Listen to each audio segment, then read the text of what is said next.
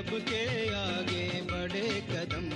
जीवन पुष्प चढ़ाने निकले माता के चरणों में हम। वंदे मातरम, वंदे मातरम, वंदे मातरम।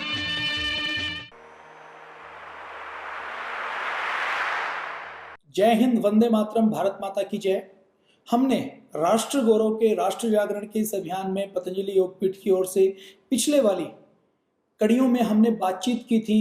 भारत चीन के संबंध क्या है, चाइना भारत को कैसे घेर रहा है, भारत और पाकिस्तान के संबंध क्या है, पाकिस्तान से ने किस प्रकार से हमारे पीओके के ऊपर कब्जा किया हुआ है, उस पीओके को हम वापस कैसे ले सकते हैं, चाइना वहां पर क्या षड्यंत्र कर रहा है, गिलगित क्या है, बाल्टिस्तान क्या है, पीओके का मुजफ्फराबाद क्या है, भारत माता का मस्तक क्या है, भारत माता का मुकुट कौन सा है जिसके ऊपर पड़ोसी ने कब्जा किया हुआ है, उसकी हमने बातचीत की थी। आपने यदि वो एपिसोड नहीं देखे हो तो आप आस्था टीवी की ऐप डाउनलोड करके वहां से देख सकते हैं। अब अगली कड़ी में चलते हैं। देखिए, भारत के अंदर, भारत एक अखंड भारत है, लेकिन भारत के 1947 में भारत का एक हिस्सा टूटा और वो पाकिस्तान बना। आज वर्तमान समय में हम बात करें तो पाकिस्तान के अंदर मुख्य रूप से 4 प्रांत हैं। बलूचिस्तान है, सिंध है, पंजाब है, खैबर पख्तून है। ये 4 प्रोविंसेस पाकिस्तान के अंदर हैं। अब इसमें यदि देखा जाए तो एक क्षेत्र ऐसा है बलूचिस्तान, जो पाकिस्तान के साथ आजादी चाहता है। बलूचिस्तान क्या है इसकी मैं आपको जानकारी दूं। जैसे पीओके भारत के लिए बहुत ज्यादा महत्वपूर्ण है, ऐसे ही ये बलूचिस्तान भी बहुत ज्यादा महत्वपूर्ण क्षेत्र है। इसकी सीमा ईरान के साथ लगती है और इसके साथ साथ यदि हम बात करें तो पाकिस्तान के आतंकवाद को तोड़ने का, पाकिस्तान के आतंकवाद को नष्ट करने का, पाकिस्तान के आतंकवाद को इलाज देने का, उत्तर देने का केवल एक ही तरीका है कि वो बलूचिस्तान की आजादी के लिए। देखिए, बलूचिस्तान ऐसा इलाका है जहां पर उस रेतीले इलाके में यूरेनियम बहुत है, पेट्रोल बहुत है, नेचुरल गैस है, सोना है, तांबा है और अन्य धातुएं वहां पर पाई जाती हैं। हम यदि बात करें तो 1952 में बलूचिस्तान में डेरा बुक्ती में गैस का एक्सट्रैक्शन शुरू हुआ। 1954 में वहां पर परियोजना शुरू की। पाकिस्तान के सारे बलूचिस्तान को छोड़कर बाकी 3 राज्यों में, खैबर पख्तून में, सिंध में, पंजाब में, वहां पर उस गैस का लाभ मिला। लेकिन जिस बलूचिस्तान के इलाके में ये गैस के भंडार पाए गए, यहां से गैस मिलने के बाद भी बलूचिस्तान को इस गैस का एक हिस्सा नहीं दिया गया। अब ये बलूचिस्तान का नाम आपने सुना होगा जब माननीय प्रधानमंत्री नरेंद्र मोदी जी ने पिछले साल लाल किले की प्राचीर से जब भाषण देते हुए कहा था कि हम बलूचिस्तान की आजादी के पक्ष में हैं, बलूचिस्तान के लोगों के ऊपर जो अत्याचार हो रहे हैं हम उनका समर्थन करते हैं, तो ये भारत के लिए एक बहुत बड़े गौरव का क्षण था। देखिए, जब हमारा दुश्मन कमजोर होता है तो हमारा देश मजबूत होता है। हमारे दुश्मन का दुश्मन हमारा दोस्त होता है और हमारे दोस्त का दुश्मन हमारा दुश्मन होता है। ये रणनीतिक सिद्धांत है। इसी सिद्धांत की हम बात करें तो पाकिस्तान के अंदर बलूचिस्तान एक ऐसा इलाका है जिसके ऊपर पाकिस्तान निर्भर करता है। पाकिस्तान परमाणु बम बनाता है तो उस बम का विस्फोट करके उसका परीक्षण करने का काम पाकिस्तान कहां पर करता है? बलूचिस्तान के अंदर करता है। यह बलूचिस्तान वो इलाका है जिसका एक हिस्सा ईरान के साथ लगता है, एक हिस्सा जिसका समुद्र की खाड़ी के साथ लगता है। मैंने कल बातचीत की थी, हमने उसमें ये हमने जानकारी की थी कि चाइना जो पाकिस्तान चाइनीज इकोनॉमिकल कॉरिडोर बना रहा है, जो पीओके से होकर जो बलूचिस्तान में जाता है और बलूचिस्तान में जाते हुए वो ग्वादर का पोर्ट जो बलूचिस्तान के समुद्र के तट पर बन रहा है, उस पोर्ट के माध्यम से भारत को घेरने की एक योजना पाकिस्तान और चाइना बना सकते हैं। उस कॉरिडोर के माध्यम से योजना बना रहे हैं। तो ये बलूचिस्तान बड़ा महत्वपूर्ण है। तो इन आजादी के 70 सालों में देखिए, बलूचिस्तान 1947 में, मैं आपको थोड़ा सा इतिहास में ले जाना चाहूंगा। 1947 में भारत को आजादी मिली। भारत को जब आजादी मिली तो 1947 में भारत की आजादी के समय ही 3 ऑप्शन अंग्रेजों ने भारत के लोगों के सामने रखे। या तो आप पाकिस्तान में चले जाइए, या आप भारत में चले जाइए, या आप अपनी रियासत को एक फ्री स्टेट के रूप में डिक्लेयर कर सकते हैं, स्वतंत्र अपना राज्य बना सकते हैं, रियासत बना सकते हैं। ये सारा ऑप्शन सारी उस समय के जो अखंड भारत था, उस समय का जो अविभाजित भारत था, उसके लोगों को दी गई। सरदार पटेल ने यहाँ के राजाओं से बातचीत की। 563 रियासतों ने यह कहा कि हम भारतीय संघ के साथ, भारत के गणराज्य के साथ मिलना चाहते हैं। पाकिस्तान के इलाके में, पंजाब में, खैबर पख्तून में, सिंध में जो रियासतें थी, उन्होंने पाकिस्तान के साथ मिलने में अपनी सहमति दी। अब बलूचिस्तान वहां पर एक रियासत ऐसी थी, उस बलूचिस्तान की रियासत में जो उस समय के वहां के जो उनके बलूच नेता थे, उन बलूच नेता ने उस समय कहा कि हम पाकिस्तान का हिस्सा नहीं बनना चाहते। वहां पर कौन कौन सी रियासत थी? ये जो बलूचिस्तान है, ये पाकिस्तान का बहुत बड़ा इलाका है और पाकिस्तान के जितने नेचुरल रिसोर्सेज हैं वो अधिकतर मात्रा में, 70% मात्रा में केवल बलूचिस्तान के अंदर पाए जाते हैं। तो वहां पर कलात, खारान, लासबुला और मकरान ये रियासतें थी। इन रियासतों ने उस समय जब ब्रिटेन ने यह कहा कि आपको किसी एक के साथ शामिल होना है या आप स्वतंत्र रह सकते हैं, तो इन रियासतों ने कहा कि हम किसी एक देश के साथ शामिल नहीं होंगे, हम स्वतंत्र रहना चाहते हैं। तो यहाँ के इन रियासतों के राजाओं ने, यहाँ के नवाब ने यह कहा कि हमें स्वतंत्र घोषित कर दीजिए। जैसे कलात के खान मीर अहमद खान ने अपने आप को फ्री घोषित कर दिया। 1947 की हम बात करें तो 1947 में उन्होंने अपने आप को फ्री कर दिया और जिन्ना से ये कहा कि हम भारत और पाकिस्तान में किसी में भी शामिल नहीं होना चाहते। और जिन्ना के और अहमद खान के, मीर अहमद खान के संबंध कैसे थे आप जान लीजिए। उनका कोई अंग्रेजों के साथ विवाद चल रहा था, तो अंग्रेजों के साथ विवाद चलते हुए मीर अहमद खान नाम के नवाब ने, जो बलूचिस्तान का नवाब होता था, जो बलूचिस्तान के अंदर मकरान कलात का नवाब था, उस समय उन्होंने जिन्ना को अपना वकील रखा और जिन्ना को वकील रखते हुए उन्होंने कहा कि आप अंग्रेजों के सामने मेरी रियासत का केस लड़िए। और जिन्ना के वजन के बराबर सोने की असरफियां उन्होंने भेंट की थी कि आप हमारा केस लड़िए। ये 1947 से पहले की बात है। अब देखिए जिन्ना कितना दगाबाज है, कितना धोखेबाज है, कितना विश्वासघातक है, इसका अंदाजा आप लगा सकते हैं कि कलात के खान मीर अहमद खान ने जिन्ना को अपना वकील बनाकर अंग्रेजों से अपनी रियासत को बचाने के लिए, उनको वकालत के लिए सोने में उनको तोला था। लेकिन जैसे ही 1947 में अंग्रेजों ने जिन्ना को प्रमोट किया, तो वही जिन्ना जो उनके लिए एडवोकेट का काम करता था, उसने उस रियासत को पहले कहा कि ठीक है आप फ्री रह सकते हैं। बलूचिस्तान ने अपने आप को, मीर अहमद खान ने अपने आप को आजाद घोषित कर दिया। 1947 के अगस्त में ही उन्होंने वहां पर असेंबली बना ली, लोअर हाउस बनाया, अपर हाउस बनाया। अपनी रियासत में उन्होंने एक तरीके से प्रजातंत्र की स्थापना कर दी और अपने आप को आजाद घोषित कर दिया। वहां पर प्रजातांत्रिक तरीके से बलूचिस्तान के लोगों द्वारा चुनी हुई सरकार मीर अहमद खान के नेतृत्व में काम करने लगी।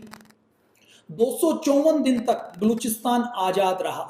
उसके बाद अगस्त 1947 के बाद मार्च 1948 में अचानक पाकिस्तानी सेना ने, जिन्ना ने मीर अहमद खान के साथ विश्वासघात करते हुए बलूचिस्तान के ऊपर अटैक कर दिया।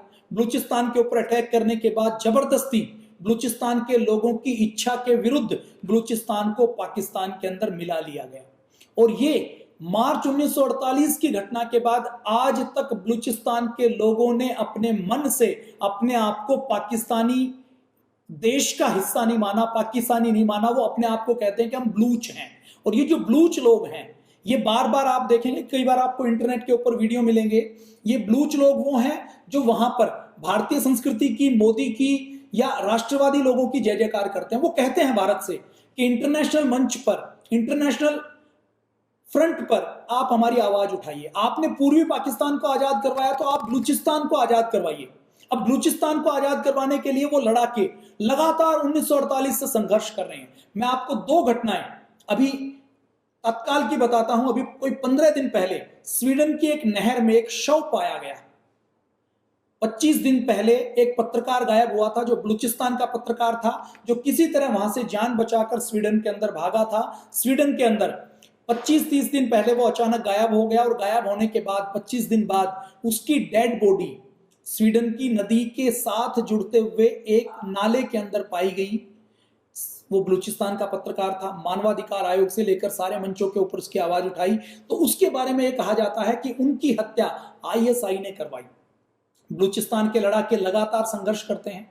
बलूचिस्तान का संघर्ष कैसा होता है आप अंदाजा लगा लीजिए कि अभी 7 दिन पहले की घटना है। पाकिस्तानी सेना के एक मेजर और पाकिस्तानी सेना के 6 जवानों को बलूचिस्तान के लड़ाकों ने, बलूचिस्तान को फ्री करने के लिए, बलूचिस्तान को आजाद आर्मी बनी हुई है, उन्होंने बम धमाके में और गोलीबारी में उड़ा दिया।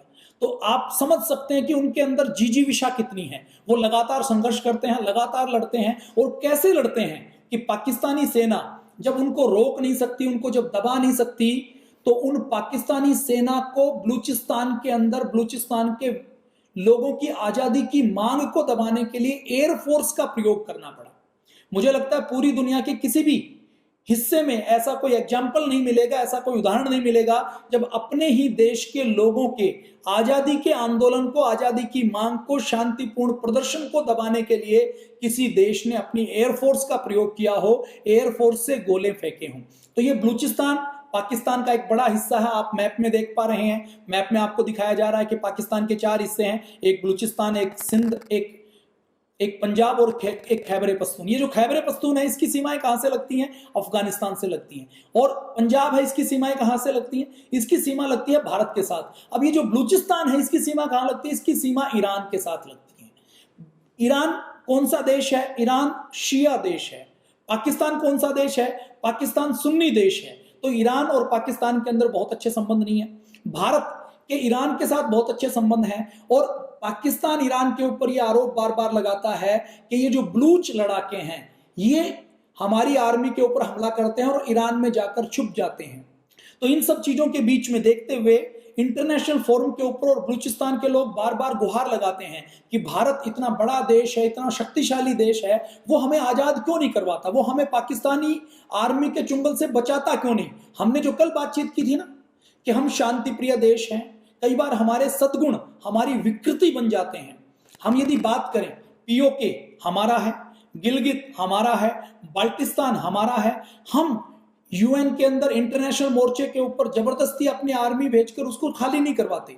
हम बात क्या करते हैं? पाकिस्तान से आतंकवाद के मुद्दे पर बात करते हैं, और पाकिस्तान जिसने उस हिस्से के ऊपर कब्जा किया हुआ है, अब वो बात किसके ऊपर करता है? वो कहता है कश्मीर हमें दे दो, कश्मीर हमारा है, कश्मीर को आजाद करवा दो, जम्मू को हमें दे दो, लेह लद्दाख को हमें दे दो। तो हम डिफेंसिव होकर खेलते हैं, डिफेंसिव होकर हम बात करते हैं। छत्रपति शिवाजी महाराज का उदाहरण मैं रखना चाहूंगा कि हमें डिफेंसिव होकर बात नहीं करनी। सबसे पहले दुश्मन को कमजोर करना है, और दुश्मन को कमजोर करने के बाद हमें ऑफेंसिव होकर खेलना है। हमें खुद पहले आक्रमण करना है, जैसा छत्रपति शिवाजी महाराज ने अफजल खान को मारा, शाइस्ता खान को मारा, तो वो हमें करना है। अब ये बलूचिस्तान के ऊपर जबरदस्ती कब्जा करने के लिए आज भी वो लगातार संघर्ष करते हैं, लगातार वो संघर्ष करते हुए लगातार काम करते हैं, और काम करते करते वो भारत से एक बड़ी आशा की किरणों के साथ देखते हैं कि भारत हमें बचाए। पूर्वी पाकिस्तान को जैसे भारत ने आजाद करवाया था, वैसे ही आजाद करवाने का काम करे। 1973 और 74 में बलूचिस्तान में बहुत बड़ा संघर्ष हुआ, इतना बड़ा संघर्ष हुआ कि पाकिस्तानी आर्मी को भी बैकफुट पर आना पड़ा। लगभग 40 से 50 हजार बलूच युवाओं को गायब कर दिया गया। बलूचिस्तान के अंदर आज भी पाकिस्तान इंटरनेट की सेवा बंद कर देता है। बलूचिस्तान के अंदर कोई धरना प्रदर्शन करता है तो युवाओं को गायब कर दिया जाता है, पत्रकारों को गायब कर दिया जाता है। मानवाधिकार नाम की कोई चीज वहां पर है नहीं। वहां पर बलूच लोगों के लिए, वहां जहां उनके पास नेचुरल रिसोर्सेज हैं, सोना है, चांदी है, यूरेनियम है, नेचुरल गैस है, तेल है, क्योंकि ईरान इराक के साथ लगता हुआ इलाका है, तो आप समझ सकते हैं कि एक तरीके से अरब देशों के साथ, खाड़ी देशों के साथ लगता हुआ इलाका है। तो यहां पर नेचुरल रिसोर्सेज, जैसे ईरान के अंदर तेल है, इराक के अंदर तेल है, वैसे ही बलूचिस्तान के अंदर है। बलूचिस्तान यदि आजाद हो जाए तो वो बहुत अमीर देश बन सकता है। बलूच लोगों की पीड़ा यह है कि हम पाकिस्तान के साथ रहना नहीं चाहते, और हमारा सहयोग करने के लिए भारत हमें सहयोग नहीं करता। अब तक हमारे यहाँ 70 सालों तक जो सरकारें रही, उनका एजेंडा क्या रहा?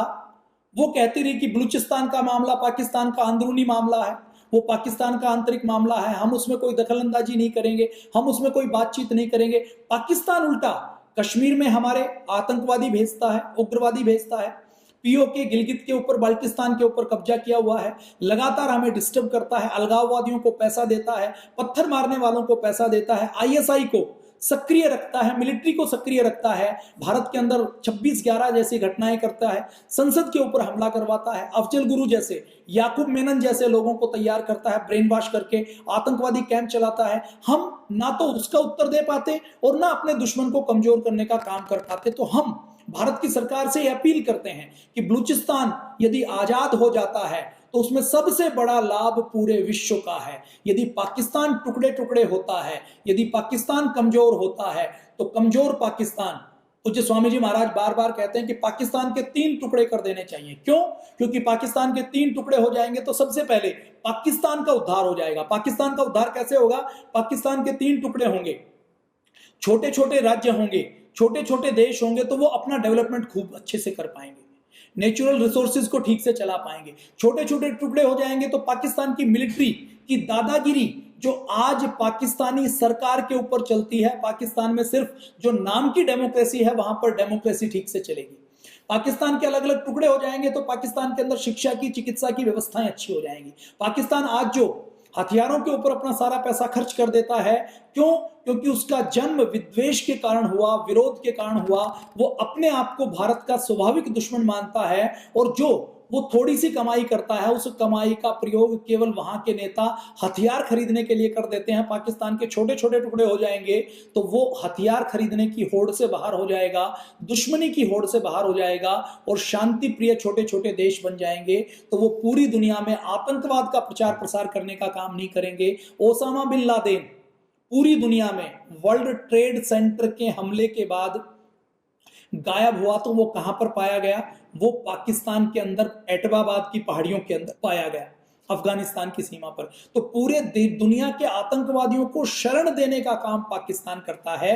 तो पाकिस्तान के अंदर बलूचिस्तान की आजादी का समर्थन करना आज के दिन पूरी दुनिया का सबसे अधिक परोपकार और पुण्य का काम है। इससे आतंकवादी बनने वाले युवाओं के ऊपर रोक लगेगी और युवा अपना डेवलपमेंट कर पाएंगे, अपने आप को ठीक से चला पाएंगे। तो ये बलूचिस्तान के बारे में मैंने थोड़ी सी आपसे बातचीत की। अब बलूचिस्तान के बारे में और डिटेल में बातचीत करते हैं। बलूचिस्तान में जैसा मैंने आपको शुरू में बताया कि तांबा पाया जाता है, सोना पाया जाता है, चांदी पाई जाती है, नेचुरल गैस पाई जाती है, वहां पर तेल पाया जाता है, पेट्रोल, डीजल, क्रूड ऑयल पाया जाता है, जिससे बहुत से पेट्रोलियम प्रोडक्ट हम बनाए जा सकते हैं। वहां पर चगाई मरुस्थल योजना 2002 में शुरू की और ये पाकिस्तान ने कहा कि बलूचिस्तान के लोगों को इसका हक दिया जाएगा। लेकिन इस योजना में चीन 75% जितनी भी चांदी, तांबा, सोना उत्पादन करता है उसका 75% चीन ले जाता है, पाकिस्तान को 25% मिलता है। और बलूचिस्तान के लोग ये कहते हैं कि जब भगवान ने हमें इतने नेचुरल रिसोर्सेज दिए हैं तो हमारे हिस्से में केवल 2% आता है। मतलब बलूचिस्तान की धरती में बलूचिस्तान के लोगों के घरों के नीचे से चाइना चांदी निकालता है, 100 रुपए की चांदी निकालता है तो 75 रुपए खुद ले लेता है, 23 रुपए पाकिस्तान को मिलते हैं और केवल 2 रुपए बलूचिस्तान के लोगों को मिलते हैं। तो उनके मन में संघर्ष की भावना, विद्रोह की भावना इतनी है, वो कहते हैं कि हम यदि आजाद हो जाएं तो हम भी सऊदी अरब की तरह, अरब देशों के जो दूसरे खाड़ी देश हैं उनकी तरह एक अमीर देश बन सकते हैं, हमारी इकोनॉमी बहुत डेवलप बन सकती है। पाकिस्तान के कारण हमारी डेवलपमेंट नहीं हो पा रही, हमारी ग्रोथ नहीं हो पा रही। और वो ये कहते हैं कि हम पाकिस्तान की मिलिट्री आईएसआई के चुंगल से फंस जाएंगे तो एक विकसित राष्ट्र बन सकते हैं, देश के, दुनिया के विकास में अपना योगदान दे सकते हैं। तो बलूचिस्तान के अंदर अभी कौन कौन से संगठन काम करते हैं? बलूचिस्तान लिबरेशन आर्मी काम करती है, बलूचिस्तान लिबरेशन फ्रंट काम करता है, यूनाइटेड बलूच आर्मी काम करती है, लश्कर बलूचिस्तान काम करता है, बलूचिस्तान लिबरेशन यूनाइटेड फ्रंट, ये संगठन काम करते हैं। और ये संगठन बार बार क्या कहते हैं? ये बार बार भारत से कहते हैं कि भारत की, जैसे आईएसआई भारत के अंदर आतंकवाद को पनाह देने की, आतंकवाद को फैलाने का काम करती है, वैसे ये लोग कहते हैं कि हमें भी किसी बड़े देश की मदद चाहिए ताकि हम अपनी आजादी की लड़ाई को लड़ सकें। तो भारत की सरकार से हमें यह मांग करनी चाहिए कि भारत की सरकार को भी अपनी खुफिया एजेंसियों को इतना सक्रिय करना चाहिए कि वो वहां पर आजादी की मांग उठाने वाले लोगों की आवाज को बुलंद कर सके। इंटरनेशनल जितनी भी फोरम होती हैं तो पाकिस्तान पहले कश्मीर का मुद्दा उठाए, उससे पहले भारत को बलूचिस्तान का मुद्दा उठाना चाहिए, भारत को बलूचिस्तान की आजादी का मुद्दा उठाना चाहिए, बलूचिस्तान के पत्रकारों की सुरक्षा की बात करनी चाहिए। बलूचिस्तान के अंदर पाकिस्तान की आर्मी जिस प्रकार से महिलाओं के साथ रेप करती है, बलूचिस्तान के अंदर पाकिस्तानी आर्मी जिस प्रकार से मानवाधिकार की धज्जियां उड़ाती हैं, किस प्रकार से हजारों युवाओं को रातों रात वहां पर गायब कर दिया जाता है। पाकिस्तानी आर्मी ऐसे अत्याचार वहां पर करती है। हम भारत की सरकार से और भारत के लोगों को भी जागरूक होकर पाकिस्तान की सरकार के, पाकिस्तान की आर्मी के अत्याचारों की वीडियोस को, उनकी फोटोज को, उनके बारे में देश के 130 करोड़ लोगों को जगाना चाहिए, ताकि बलूचिस्तान के मुद्दे पर हम भारत के अंदर भी एक जनमत तैयार कर सकें और कह सकें कि भारत के अंदर सरकार वो होनी चाहिए जो पाकिस्तान के टुकड़े करके बलूचिस्तान की आजादी में अपना योगदान दे। और बलूचिस्तान आजाद होकर, जैसे आज ईरान भारत का दोस्त है, आज अफगानिस्तान की बात करें तो अफगानिस्तान भारत का दोस्त है, दुश्मन कौन है? दुश्मन पाकिस्तान है। तो इस पाकिस्तान के यदि 3 हिस्से हम कर देते हैं तो भारत का दुश्मन कमजोर हो जाएगा, भारत का दुश्मन खत्म हो जाएगा। कैलिफोर्निया में अभी कैलिफोर्निया में रिपब्लिक सांसद दाना रोहरा बचेर ने 2 सांसदों के साथ अमेरिकी कांग्रेस में बलूचिस्तान की लोगों की आजादी के लिए और उनके अंदर कि वो अपना सेल्फ रेफरेंडम करें, वो आत्मनिर्णय करें कि वो पाकिस्तान के साथ रहना चाहते हैं कि आजाद होना चाहते हैं, उसके लिए उन्होंने प्रस्ताव पेश किया है। और इस प्रस्ताव में उन्होंने कहा है कि बलूचिस्तान के लोगों को आजादी मिलनी चाहिए कि वो किसके साथ रहना चाहते हैं। अभी स्विट्जरलैंड के अंदर भी, जिनेवा शहर के अंदर, यूएनओ के अंदर ह्यूमन राइट की एक कॉन्फ्रेंस चल रही थी। उस कॉन्फ्रेंस के 43वें सत्र में वॉशिंगटन के इंस्टीट्यूट ऑफ गिलगित बाल्टिस्तान के निदेशक सेंगे एक्ट सेरिंग ने भी और बलूचिस्तान के अंदर संघर्ष कर रहे लोगों ने संयुक्त रूप से पूरी दुनिया के सामने गुहार लगाई है कि हमें पाकिस्तान के आईएसआई के चंगुल से, पाकिस्तान की मिलिट्री के और आतंकवाद के चंगुल से हमें आजाद करवाना चाहिए। भारत एक शांति प्रिय देश है। भारत कभी भी किसी भी पड़ोसी देश के ऊपर कभी आक्रमण नहीं करता, उनकी सीमाओं के ऊपर कभी कब्जा करने की बात नहीं करता। भारत कभी भी अपनी सीमाओं को जबरदस्ती विस्तार नहीं देता। भारत का कभी भी साम्राज्यवादी नजरिया नहीं रहा। भारत एक शांति प्रिय और दूसरों की संप्रभुता का सम्मान करने वाला देश रहा है। हम यदि बलूचिस्तान की आजादी की मांग का समर्थन करते हैं तो वह बलूच लोगों के ऊपर बहुत बड़ा उपकार होगा। और बलूचिस्तान के अंदर जब जुलूस निकलते हैं, धरने प्रदर्शन निकलते हैं, शांति प्रिय तरीके से लोग जब अपनी आवाज उठाते हैं, तो वो बार बार भारत की ओर बहुत उम्मीद भरी नजरों से देखते हैं कि भारत के लोग, भारत के नेता, भारत की आर्मी जो शांति प्रिय आर्मी है, जो सबके अधिकारों को सम्मान करती है, सबको उनके अधिकार दिलवाती है, तो उनसे वो गुजारिश करते हैं कि भारत को एक बड़ी भूमिका बलूचिस्तान में निभानी चाहिए। हम ये नहीं कहते कि पाकिस्तान की तरह वहां पर कोई उग्रवादी कट्टरता वाले लोग भेजे जाएं, लेकिन हमें यह सोचना पड़ेगा कि यदि पाकिस्तान का एक हिस्सा, यदि ईरान इराक की तरह एक देश बनकर इस संसार के अंदर शांति स्थापित करना चाहता है, अपने नेचुरल रिसोर्सेज से पूरी दुनिया का कल्याण करना चाहता है, तो हमें उनका सम्मान करना चाहिए। जो बलूचिस्तान है, यहाँ के लोगों की हम बातचीत करें तो वो भारतीय संस्कृति से वैसी नफरत नहीं करते जैसे पाकिस्तान के नेता करते हैं, पाकिस्तान के कट्टरपंथी लोग करते हैं, जो भारत को नक्शे से मिटाना चाहते हैं। वो ये मानते हैं बलूचिस्तान के लोग, जैसे ईरान के लोग, अफगानिस्तान के लोग भारत के साथ अच्छे संबंध रखते हैं, भारत को एक भाई की तरह देखते हैं। यद्यपि संस्कृति में, खान पान में, बोलचाल में, पूजा पाठ की पद्धतियों में अंतर है, लेकिन ये अंतर वैसा नहीं है जैसी कट्टरता पाकिस्तान के इस बलूचिस्तान के इलाके को छोड़कर पाकिस्तान के कट्टरपंथी अलगाववादी नेताओं के मन में है, कट्टरवादी नेताओं के मन में है। बलूचिस्तान जो आजादी के समय स्वतंत्र था, जो आजादी के बाद भी 8 महीने तक स्वतंत्र रहा, स्वतंत्र रहने के बाद वहां पर लोअर हाउस, अपर हाउस बनाया गया, वहां के लोग उसका शासन करते थे। उसके बाद 1971 में जब बलूचिस्तान में एक बार पश्चिमी पाकिस्तान के सभी प्रांतों में पीपीई की जीत हुई, तो वहां पर बलूचिस्तान में पीपीई के साथ NWFP जो नेशनल अवामी पार्टी, जो कि नेशनलिस्ट बलूचिस्तान के लोगों की, बलूचों की पार्टी थी, उसकी जीत हुई थी। लेकिन उस समय भी वहां पर पाकिस्तान की सरकार ने 1971 में, ये वो समय था जब भारत और पाकिस्तान का युद्ध हुआ, उस युद्ध के समय पाकिस्तान के मिलिट्री, आईएसआई और पाकिस्तान के कट्टरपंथी नेताओं ने बलूचों के ऊपर जब उन्होंने अपनी सरकार चुनी, तो उस चुनी हुई सरकार के ऊपर 1971 में भी ये आरोप लगा दिया कि वो ईरान के साथ मिलकर कोई संघर्ष करने वाले हैं, कोई विद्रोह करने वाले हैं, और उस वहां की सरकार को जबरदस्ती बर्खास्त कर दिया। लोकतंत्र का खुलेआम गला घोंटने का काम पाकिस्तान के अंदर किया जाता है। जनरल टिक्का खान को 1971 में बलूचिस्तान के अंदर भेजा गया और उन्होंने बलूचिस्तान के आजादी के स्वतंत्रता सेनानियों को आतंकवादियों की तरह बड़ी सख्ती की तरह वो पेश आए और 80,000 पाकिस्तानी सैनिक जनरल टिक्का खान के साथ बलूचिस्तान में आए और वहां पर उन्होंने हवाई हमले किए। बलूचिस्तान के सारे रास्ते बंद कर दिए गए। बलूचिस्तान के नेता अफगानिस्तान के अंदर, इराक में के अंदर चले गए। 1960 में विद्रोह हुआ,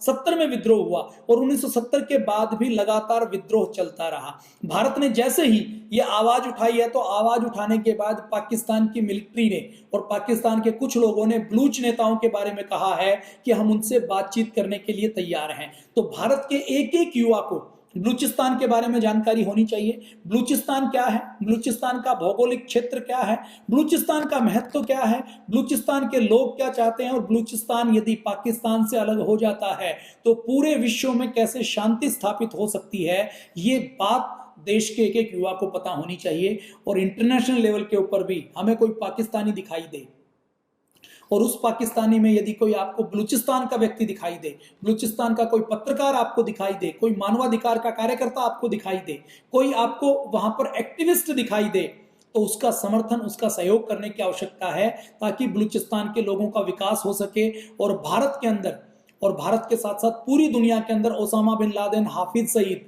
मसूद अजहर लखवी, इन लोगों को समर्थन देने वाले देश की कमर टूट चुके।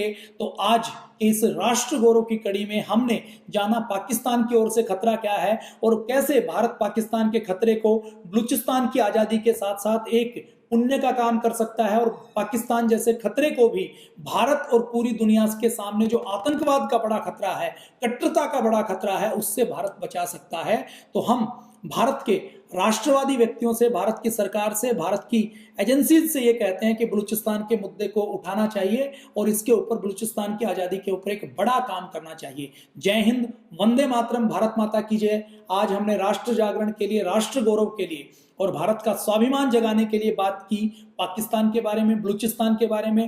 राष्ट्र गौरव का यह कार्यक्रम प्रतिदिन 7:30 से 8 बजे तक वैदिक चैनल के ऊपर आता है। आप टाटा के ऊपर, एयरटेल के ऊपर आप वैदिक चैनल सब्सक्राइब कर सकते हैं। उसका ऐड आपको वैदिक चैनल के ऊपर नीचे पट्टी में आपको दिखाई दे रहा है। इस वैदिक चैनल को आप YouTube के ऊपर भी सर्च कर सकते हैं। भारत स्वाभिमान के ऊपर YouTube के चैनल के ऊपर आपको ये सारे एपिसोड मिल जाएंगे, वहां से भी आप इनको देख सकते हैं। और अपने मोबाइल पर आप आस्था ऐप डाउनलोड कर सकते हैं। आस्था ऐप पर आपको आस्था टी चैनल, वैदिक चैनल, आस्था भजन चैनल, ये सारे चैनल आपको एक एप्लीकेशन के ऊपर मिल जाएंगे। आप पूज्य स्वामी जी महाराज, श्रद्धेय आचार्य जी और देश के जितने भी बड़े शीर्ष संत हैं, उन सब की सारी कथाओं का, आरतियों का, भजनों का और राष्ट्र गौरव के घर बैठे वेद, दर्शन, उपनिषद को सीखने का काम आप घर बैठे कर सकते हैं। जय हिंद, वंदे मातरम, भारत माता की जय। कल फिर मिलते हैं शाम को 7:30 बजे। जय हिंद।